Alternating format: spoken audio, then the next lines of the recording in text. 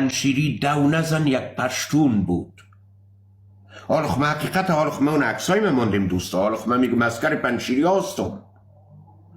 خوب سل کنین. حالا من میگم اسکر پنشیری هستم. پارسال تمام سال یک پشتون بود که برام زنگ میزد و میگفت به پنشیری دشنام ندی.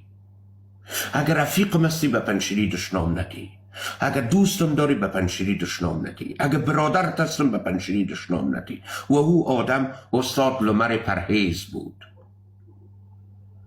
اما با وجودی از او هم یک تعداد از انسانهای کثیف مثل اون نور کون عکسایش بالا کرده بودن که گویا این آدم نستوره میگه که پنشیری ها را دشنام بودی.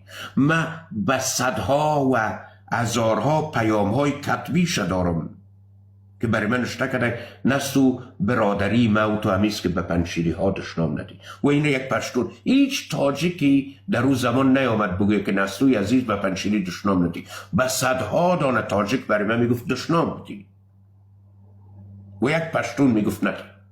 و صمیمی ترین رفیق ما بود.